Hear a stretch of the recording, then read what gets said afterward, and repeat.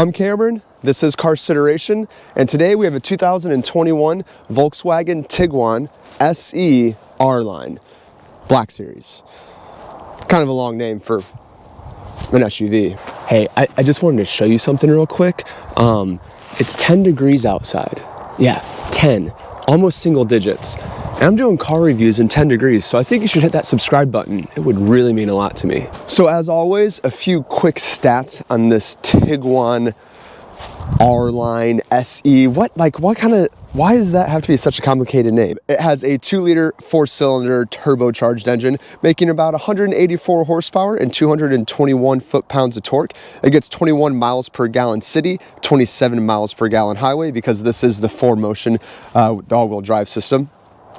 Has 4-wheel disc brakes. So there's 5 trim levels, and they start at the base, which is the S, and those are around $27,000. And they go all the way up to the SEL Premium R-Line, which is around $41,000. So plenty of options to fit any budget that you may be on. So forward collision alert with automatic braking and blind spot monitoring are standard on every Tiguan, even the base S model, which is pretty cool. All right, a quick walk around of the Tiguan SE R-Line Black Series. I'm gonna say that in every cut because it's such a ridiculously long name, but you have 20-inch wheels here. Now the tires on here are Hankook Ventus S1 Noble 2s. It is an all-season tire. Kind of wish this had snows on it. The drive over here is a little sketchy because the roads are terrible, but black trim pieces on the bottom, black mirror caps, some R-Line badging up front. And moving around to the front of the vehicle. Now you do have LED daytime running lights, but you have halogen headlights and halogen fog lights. And then this is the R-Line front bumper. It's a little bit different than the other Tiguan's. Blacked out grille for the most part. Besides that, coming around to the side. Now one thing I was curious to see. What? This has a cap? Come on, man. It's 2021. Why do we gotta mess with this? Kind of disappointed. Get in there. There we go. Cool. And then coming around to the back, you do also have LED taillights. Why they went with halogen headlights, I don't understand. I don't know, but LED taillights look really good. And then down here in the exhaust tips, faux exhaust tips, I should say, chrome, they look really good. Overall, this exterior it's a really good looking vehicle, I think. But I do want to show you a few things on the interior here. So you can see plenty of legroom in the back. I'm about 5'9", so like I can stretch out, I can relax. If we're on a long road trip, would not bother me to sit back here at all.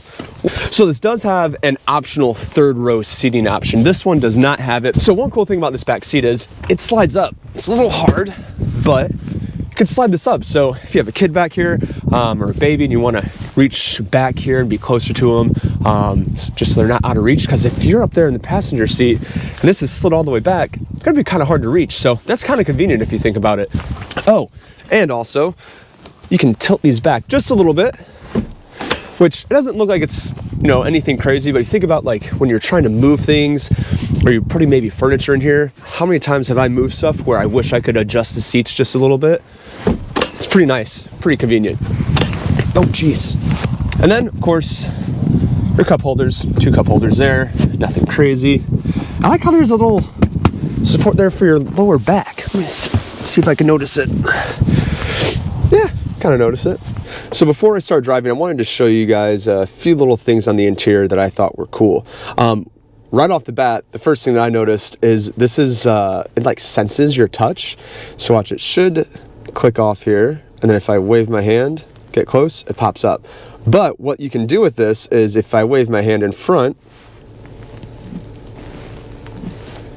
that's really cool. I think that's pretty neat. You have your snow mode here. Let's turn it this way. And then you have your normal driving mode, or you can move it up here. You can change it to sport, or you can change it to eco. And then I like how this little graphic changes too. And the graphic changes if you go to snow mode. So this is snow. We'll go back over to eco mode, or if we want to put it in sport, there's a little racetrack. and the side of the Tiguan there, which I think is pretty cool. And then you can change it to off-road driving mode, and then you can see the mud come up. If you want to play the piano, essentially, you can on this. So you hit car right here. You hit your settings button, parking and maneuvering, there it is. And you can do your front volume, your front pitch, rear volume. So whenever you start getting close, like I'll pull up to the garage here, you can see what it sounds like. Let's do front volume. Let's turn it up. And then you can do the pitch, and this can get quite annoying, but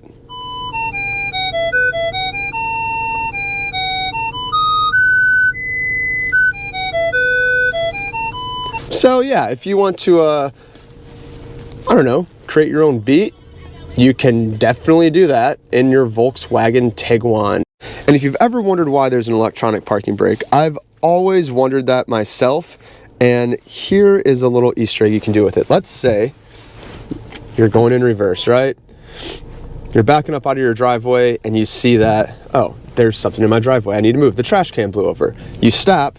You can also throw this in park and get out, or if you keep it in reverse, hit the parking brake, locks the brake, foot off, and you're not moving.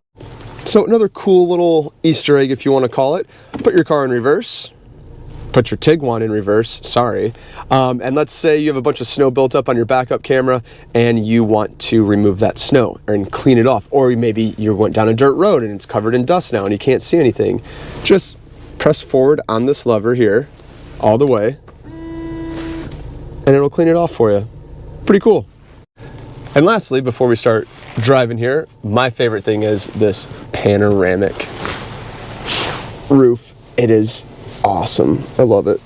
I love cars with just pretty much only glass up top all the way to the back seats. It's awesome. One thing I have noticed just driving around in normal to snow mode is the snow mode makes it feel like the throttle response or the pedal response is like, it's almost non-existent, which makes sense. When I first got in this, I was like, oh my gosh, like, no, I'm pushing on the throttle and nothing's happening. Like even right now, it's not even revving. Yeah, like in snow, I have to really I feel like the throttle's halfway down and I'm still not moving. Like my foot is halfway in the throttle right now and we're just now getting up to speed here. There we go.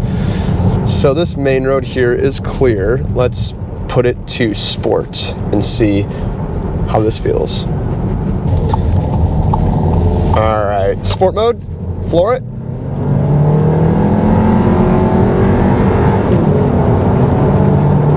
And 58, okay. Gets up and goes. I mean, in sport mode at least right now. Steering got a little bit heavier.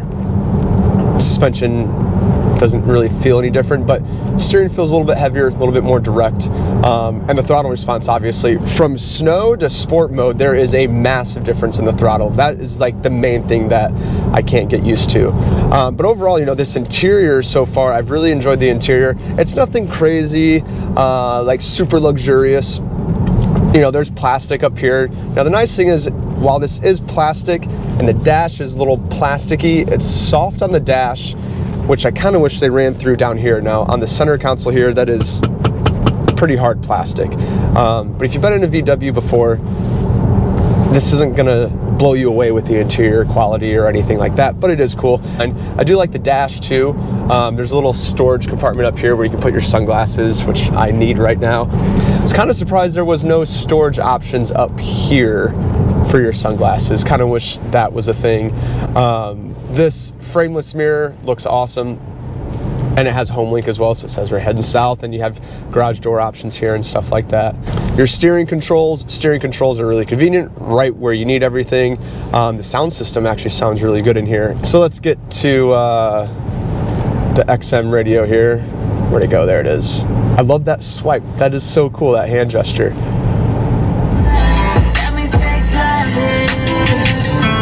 Tell me what I sounds good. Got some bass. Had some pretty decent bass actually. So there's a few cool things that I think Volkswagen did right with this. One thing is, as you progress in trim levels from S SE, SE R-Line Black Series, SEL, SEL Premium R-Line, you have the same engine. It's not changing, you know, when you get to an SEL Premium, then you get, you know, a V6 or anything like that. I like how they kept it simple, and as you progress through the trim levels, the only thing you really get are like comfort and convenience features throughout the interior, and with the R-Line Black Series, some, you know, black out bits on the exterior. But I like how they kept it pretty bare bones. I feel like all too often car manufacturers will have, you know, 5 trim levels, but within each trim level you can get it with an optional 2-liter, or you can get a V6, or hell, you can get a V8 even. It just gets too confusing for the consumer most of the time. The other cool thing is you can get all-wheel drive on any trim level you want for an extra $1,300. And, you know, if you live in Florida, sure, you probably don't need all-wheel drive. But if you live up north, where I live in Michigan, and you're gonna want that all-wheel drive, especially on today's like today. I'm not a big fan of these tires. They have a lot of road noise.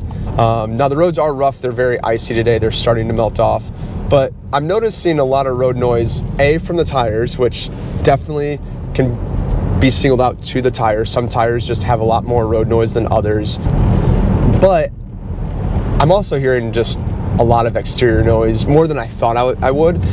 But I think it's okay because I love this panoramic roof here.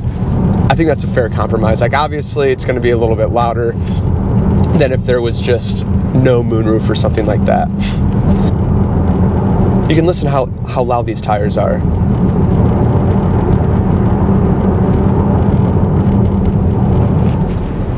Now, I don't want to be super unfair to the Hancooks on here, because we are riding on ice. Ice is always going to be a little bit louder, but there's just this little groan on these tires, and I don't really like them all that much. I just couldn't do it anymore. I had to put the sunglasses on. It's too bright, and there's too much sun and snow, and I gotta have the sunglasses on. I think this is the perfect entry-level German SUV, and for me personally, I would not go up and above this trim level, the SE R-Line Black Series. I wouldn't do it. Once you get to the SEL and the SEL Premium R-Line, you're really at that $40,000 mark almost, or above it. In the SEL Premium R-Line, you're at like 41 or 42, I think. And at that point, you might as well start looking at X3s and things like that, Q3s, Q5s, whatever other German SUV you want to look at. I think this is the perfect trim level, the SE R-Line Black. I look at the aesthetics of it, it looks amazing to me. You know, the interior, sure, is the interior a little cheap here and there? Yes. You got some plastic, but the interesting thing is, although it's plastic, nothing moves or wiggles or rattles around in here. You know, road noise is a little loud with the panoramic roof, but I think that's worth the price of admission because you get all this extra sunlight in. It looks really good. At the end of the day, I look at it as, you know, if I spent, I think it was $33,900 or $34,900 on the window sticker. Let's see, actually, $1,000 can make a difference. $33,944. So yeah, $33,900. So $34,000. I would have no issue getting into this car every day at $34,000 with all its features and things like that. I think it is a very compelling package, and I'm not going to say it's better than a X3 or a Q3 or anything else, but I think it deserves your attention. I think if you are looking at them, just do yourself a favor, come drive one, go to your local VW dealer and check it out, because it is a pretty cool little ride. So that's it for me, guys. I hope you enjoyed my take and review on the 2021 Volkswagen Tiguan SE R-Line Black. And if you haven't already, go ahead, hit that subscribe button. What other car YouTuber, reviewer, person is doing car reviews in 14 degrees? That deserves a subscribe, right? A subscribe and a like and a comment. It'd make my cold heart happy. But anyways, I appreciate you guys hanging out, watching the video, and I will see you in the next one. Be safe.